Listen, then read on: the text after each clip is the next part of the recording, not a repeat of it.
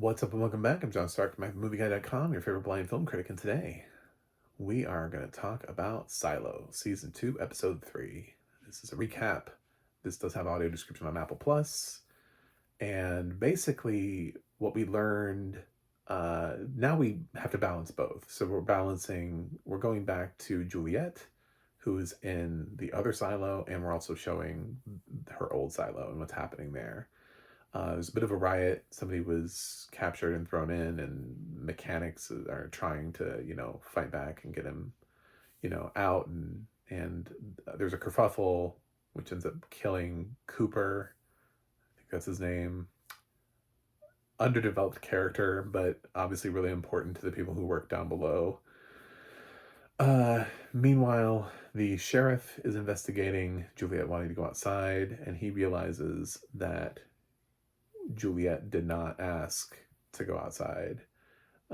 Four of the five soldiers over there, I all confirmed, but then the fifth one is very just sort of sketchy and like if they said so, like she won't say it. She will not confirm that Juliet said it, which puts him on the path of maybe she didn't say it.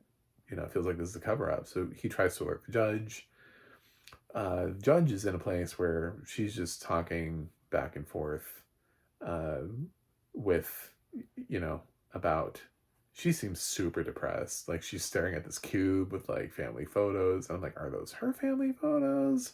Because they've been down here a while. I found the feeling that's just like old tech. And she's just like, I want a family. Why don't I have a family? I feel like that's her thing that she's thinking when she stares at that. But they're talking about her and Tim Robbins have like a couple back and forth conversations about like you wouldn't lie to me, blah blah blah. It's basically the kind of stuff that you would expect from the evolution of their thing. So no, she's not being sent outside right away. I don't know if she's ever gonna go outside, but it didn't happen in this episode. Um, Common didn't really have much to do except he does an interrogation sequence with the Patrick guy who I remember from season one. I do actually remember this character from season one. Um, and he offers Patrick that they're like, we have a drug that makes you forget. So if you want to forget the fact that your wife died, then we can make that happen for you. I just need to know what you know. And you know, so uh, that's basically summarizes. The more interesting stuff is actually this little conversation that Juliet keeps having with the guy behind the door. So we develop that more because once last we left that off, he was basically just like, if you try to open the door again, I'll kill you. And then that was, so we actually do develop, they develop sort of like a rapport back and forth and they talk and learn some more. And Juliet learns a lot. She learns a lot from this dude who goes by the name of Solo, because he's the only one. Obviously not his original name. He's chosen that name for himself because he's the last one. So he's Solo. And he was left behind. He was told he was the shadow. He was basically common for this silo. And so he tells her what happened. And he's like, nobody was forced outside. There wasn't a riot. So this is not the same silo we saw in the beginning. These are people who were happy to go outside. Everybody just walked outside and died. There was a failed cleaning and they thought it was safe to go outside and everybody went outside. And then she points out, she's like, well, there are a couple of bodies here that are not as decayed as the others. And he's like, well, yeah, he won't answer that. Like he doesn't, that's a sore spot for him. Obviously he's had to kill people. He was like, I was told never to open the door under any circumstances. So obviously he's got some stuff back there where he can see. He knows, by the way, he drops knowledge. He's like, the two closest silos, he knows what they are. He knows their numbers. There are 50 silos, and he knows all of them. And he understands the tech, too. And they talk about that. And Juliet openly talks about, like, why she did the things that she did. And she's like, I walked outside, and then I saw the same birds flying in the same pattern that I saw on the screen, and I realized it was all bullshit. And he's like, yeah, that's because of the computers in in your suit, like the screen, the computers. And she didn't even necessarily realize that the suit, that the screen, that her visor in her suit was necessarily projecting um, that image, that fake image as well. She thought maybe she would see the real thing, and she was like, they talked about, feel like why this is why people clean is because they want people to see this, and to see this world. But I guess maybe the air is actually toxic, because they seem to be still worried about it.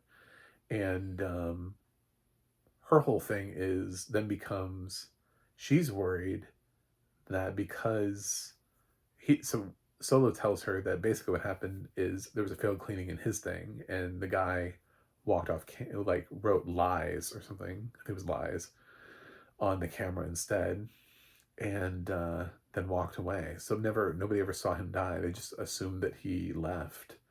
So everybody else wanted to go out because he didn't clean, and they also didn't see him die on camera.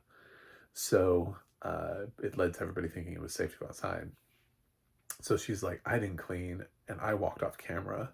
So she's thinking, oh God, I'm about, like, my thing is about to kill 10,000 people. Like this is the same thing's going to happen to mine. So she's worried about getting a suit. Of course, this place is in extreme disrepair, this silo.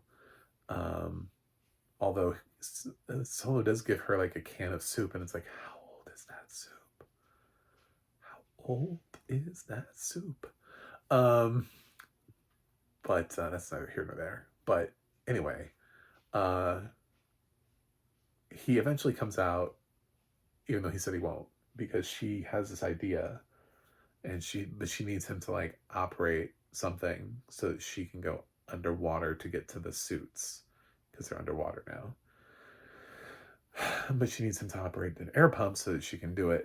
But he's like, I can't open the door. I can't go. He comes out, and then he has like a moment because he's very shaky. He's never met anybody. Part of his stuff is like he doesn't even believe she's real. He thinks that he's imagined her.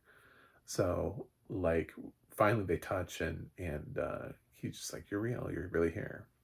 So we'll see what happens with Juliet and Solo as they continue their journey through his silo, and we'll see what happens as um, Tim Robbins twirls his evil mustache, and I don't know, the rest of it devolves into madness in the other silo. So uh, the one thing I want to point out audio description wise, because I rarely ever actually episodically in recaps talk about audio description, is that's the best job we could do for Solo when he came out. Like he's standing there in like full view, and I felt like there was nothing, like he just came out, and I'm like, what does he look like? I mean, is he old, young, fat? Well, obviously he's not fat. I mean, like, he can't possibly have that much food back there. What's his age? What does he look like? What's his race? Does he have long hair? Does he look really gangly? Is he very unkempt? Does he have like a long, like, old man river beard? Like just like a father time type thing going on there. Like what does he look like after that period of time? We kept him behind a door for an entire episode, just seeing his eye. And you're telling me that when he steps out finally in full view for Juliet, we get nothing? Like we get like I was so like, what does this dude look like? How old is he the whole time? Because he sounds like he has a very sort of shaky voice. Like he could be young, he could be old. You don't really know because you're like, well, obviously a lot of time has passed because those bodies have decayed. But you also don't want to think that they shoved like a child in there and told him to protect the whole silo. They were like, we're going to need somebody who can age. So here, we'll put an 8-year-old in here, and so suddenly he's aged up to the same age as Rebecca Ferguson. So I needed more, and I felt like I got nothing. So in what probably was like the most interesting moment of audio description we were going to get this season was who is the man behind the door, Well, I don't know. I can't really tell you. He just kind of comes out. And with very little fanfare from the I don't think the audio description knew how big that moment was, but I was like, no. It'd be like if I was watching Wizard of Oz and Oz comes out and there's just like a guy comes out and you're like, and oh, that's it. All that build up. Just okay, it was just a dude. It's just a regular dude with no discernible features whatsoever. Couldn't find nothing to describe, nothing that stands out. Cool. So, yeah, but I like the episode. I love Silo, and I'm excited for episode 4. So I'm gonna give this episode. I'm gonna give it an A. Yeah, I don't have any reason to give the episode an A-, but come on, guys, really? And I feel like there was time too. I felt like there was time because he kind of stands there and he kind of like mumbles a little bit, and he's not really. I feel like there was time to give me a little bit of. And by the way, he doesn't even after we see him for the first time. There's like you could put some stuff in afterwards, just to continue to support what this dude looks like. Maybe it's not important because like in the opening scene of episode 4 he just dies and they're like they just didn't bother because like in the first 5 seconds he just like falls to his death and they're like did it matter what he looked like? I don't know.